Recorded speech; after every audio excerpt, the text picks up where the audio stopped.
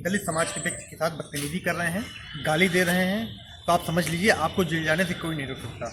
अभी तक अग्रिम जमानत का सहारा लेकर के लोग अपराध कारित करते थे और खुलेआम घूमते थे, लेकिन सुप्रीम कोर्ट ने इस पर कड़ी प्रतिक्रिया देते हुए बॉम्बे हाई कोर्ट के आदेश पर रोक लगा दी। सुप्रीम कोर्ट ने स्पष्ट कहा है कि SC/ST आदिवासी समाज के साथ अर्थात वंचित समाज के साथ हो रहे अपराध के रोकथाम अर्थात उन्हें सुरक्षा कवच देने के लिए यह धारा बनाई गई है। बार बार अग्रिम जमानत का सहारा लेकर के इस धारा को कमजोर नहीं किया जा सकता। 4 सितंबर सन 2025 को दिए गए अपने फैसले में सुप्रीम कोर्ट ने कहा है कि SC/ST एक्ट 1989 के अंतर्गत अग्रिम जमानत सिर्फ उन्हीं मामलों में दी जा सकती है जिसमें ये प्रतीत हो रहा हो कि अपराध नहीं हुआ है, अर्थात अपराध करना होना पाया जा रहा हो और ये लग रहा हो कि ये मामले जो है द्वेष भावना से प्रेरित है। अभी तक के मामलों में देखा जाता था कि SC/ST एक्ट के मामले पंजीकृत हुए हैं, आरोपित पक्ष हाईकोर्ट जाकर के अग्रिम जमानत ले आता था।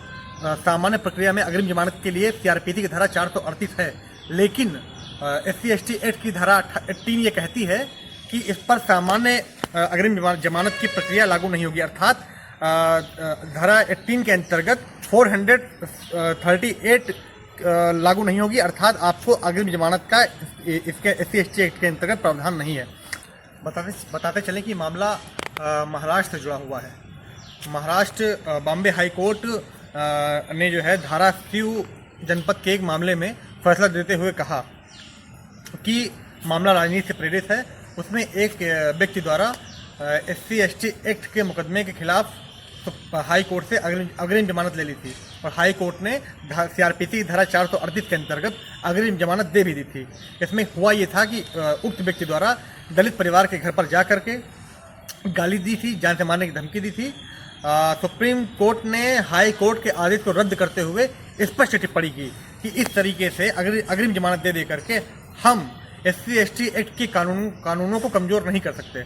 सुप्रीम कोर्ट द्वारा यह निर्णय दिए जाने के बाद अब SC/ST एक्ट के मामलों में जमानत मिलना और भी मुश्किल हो गया है। कुल मिला के आप ये समझ लीजिए कि दलित उत्पीड़न के मामले में अब सुप्रीम कोर्ट ने स्पष्ट कर दिया है, लक्ष्मण रेखा खींच दी है कि इतनी आसानी से अगर आप अपराध कारित करते हैं तो जेल जाने से नहीं बच सकते।